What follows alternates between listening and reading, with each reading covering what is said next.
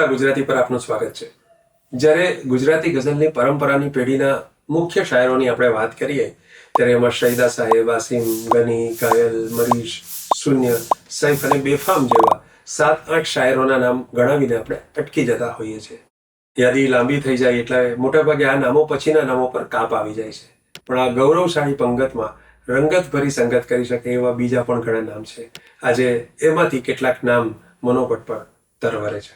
સૌથી પહેલા રતિલાલ અનિલને યાદ કરીએ।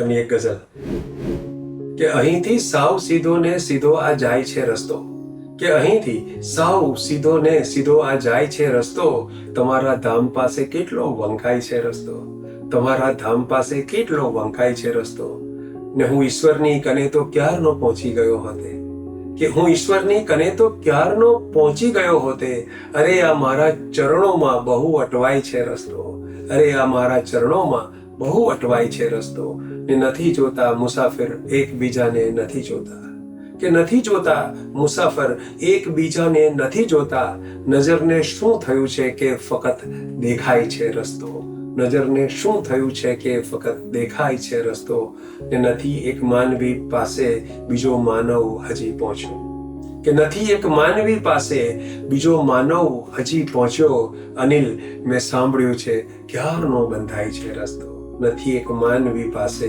બીજો માનવ હજી પહોંચ્યો, અનિલ મેં સાંભળ્યું છે ક્યારનો બંધાય છે રસ્તો। આ જ યુગના એક અન્ય કવિનો શેર રજૂ કરું છું કે હું હાથને મારા ફેલાવું તો તારી ખુદાઈ દૂર નથી, હું હાથને મારા ફેલાવું તો તારી ખુદાઈ દૂર નથી, હું માંગુ ને તું આપી દે એ વાત મને મંજૂર નથી, હું માંગુ ને તું આપી દે એ વાત મને મંજૂર નથી। આ અમર પંક્તિઓના સર્જક એટલે નાઝિર દેખૈયા। કશું કહેવાને આવ્યો છું હું કરગરવા નથી આવ્યો, કશું કહેવાને આવ્યો છું હું કરગરવા નથી આવ્યો, બીજાની જેમ આ જીવન અનુસરવા નથી આવ્યો। આવી ખુમારી જેમની બાનીમાં હતી એવા શાયર એટલે ભાવનગરના નાઝિર દેખૈયા આગળ એ કહે છે કે દયાસાગર હવે મુજને સમાવી લે તું તારામાં, દયાસાગર હવે મુજને સમાવી લે તું તારામાં, હું આવ્યો છું અહીં તો ડૂબવા તરવા નથી આવ્યો। 4-4 પંક્તિમાં જનાબ નાઝિર દેખૈયાનું સર્જન રજૂ કરતો જઈશ કે અગમની વાત કરશોમાં નિગમની વાત કરશોમાં, અગમની વાત કરશોમાં નિગમની વાત કરશોમાં, ગતાગમ હોય ના જેને મરમની વાત કરશોમાં, ને નમનથી જેને મતલબ એને શું મુહૂર્ત કે સુરતથી, કે નમનથી જેને મતલબ એને શું મુહૂર્ત કે સુરતથી, કવિ પાસે કદી નાઝિર ધર્મની વાત કરશોમાં, ને જીગરને જાગવું છે આંખને વેચાઈ જાવું છે, કે જીગરને જાગવું છે આંખને મીચાઈ જાવું છે, ભ્રમરને ખેલવું છે પુષ્પને બીડાઈ જાવું છે, ભલા શું હાથ તાળીમાં જ આ પૂરું થશે જીવન, ભલા શું હાથ તાળીમાં જ આ પૂરું થશે જીવન, અમારે શોધવા છે આપને સંતાઈ જાવું છે। બીજા એક મુક્તકમાં કવિ કહે છે પામ્યા નથી કશું એ કશું ખોઈ ના શકે, પામ્યા નથી કશું એ કશું ખોઈ ના શકે, જેવો હસ્યા નથી એ કદી રોઈ ના શકે, ના નાઝિર એ પારખાની પરખ શું કરે ભલા, કે નાઝિર એ પારખાની પરખ શું કરે ભલા, પોતાની પીઠ જેવો કદી જોઈ ના શકે, ને દિલને પણ આરામ છે કાતિલને પણ આરામ છે, કે દિલને પણ આરામ છે કાતિલને પણ આરામ છે, રાત પણ વીતી ગઈ મહેફિલને પણ આરામ છે, ને શાંત સાગર થઈ ગયો મોજાનું માતમ પણ શમ્યું, નાવ પણ ડૂબી ગઈ સાહિલને પણ આરામ છે।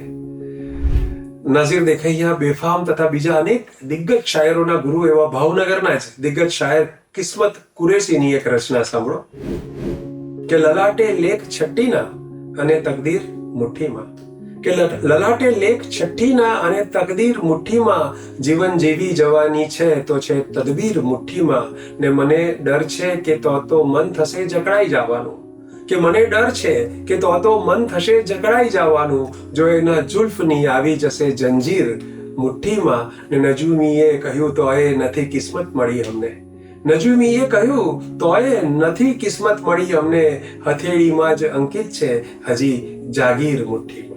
અને એમનો એક મુક્તક પણ સાંભળો કે રણને વટાવી આવ તો સમદર ઇનામમાં, કે રણને વટાવી આવ તો સમદર ઇનામમાં ને પર્વત ચડીને આવ તો શિખર ઇનામમાં ને ઠેકી જે આવે ધર્મના વાડાની વાડને, કે ઠેકી જે આવે ધર્મના વાડાની વાડને એના જ માટે રાખ્યો છે ઈશ્વર ઇનામમાં, કે એના જ માટે રાખ્યો છે ઈશ્વર ઇનામમાં. 26 વર્ષની અલ્પ આયુ લઈને આવેલા શાયર નઝીર પાતરી ગુજરાતી ગઝલના સુવર્ણકાળના સિતારાઓની યાદીમાં ચૂકી ન શકાય કે અવગણી ન શકાય એવું નામ છે. એ વાતની સાબિતી માટે માત્ર 3 શેરો જ પૂરતા છે. શેર સાંભળજો કે તું તો ઈચ્છે છે કે તુજ પર ન કોઈ બોજ રહે, તું તો ઈચ્છે છે કે તુજ પર ન કોઈ બોજ રહે, તો પછી મારે ભરોસો ઉઠાવી લેવો. તું તો ઈચ્છે છે કે તુજ પર ન કોઈ બોજ રહે, તો પછી મારે ભરોસો ઉઠાવી લેવો. પ્રેમિકાને સંબોધીને કહો કે ઈશ્વરને જબરદસ્ત શેર છે. ટૂંકી બેરમાં એમનો બીજો એક શેર છે કે એક ઈશ્વરનો દાખલો લઈ લો. એ કેટલી સરસ વાત કરે છે કે એક ઈશ્વરનો દાખલો લઈ લો, સત્ય થઈ જાય છે પ્રચારમાં ગુમ. એક ઈશ્વરનો દાખલો લઈ લો, સત્ય થઈ જાય છે પ્રચારમાં ગુમ. અને એમનો આ શેર કે બાળકને 1-2 ની રજૂઆત ના ગમે, કે બાળકને 1-2 ની રજૂઆત ના ગમે તો એને મારા સુખના પ્રસંગો ગણાવજો, તો એને મારા સુખના પ્રસંગો ગણાવજો. અને એમની એક ગઝલના 4 શેર કે એટલે અંશે જીવન મારી વ્યથાનું થઈ ગયું, કે એટલે અંશે જીવન મારી વ્યથાનું થઈ ગયું, સુખ વિશેનું મારું ધોરણ કલ્પનાનું થઈ ગયું, ને એ દિવસે મોતમાં પણ જીવ લાગેલો નહીં, એ જ દિવસે મોતમાં પણ જીવ લાગેલો નહીં, એટલે મારું મરણ મારા વિનાનું થઈ ગયું.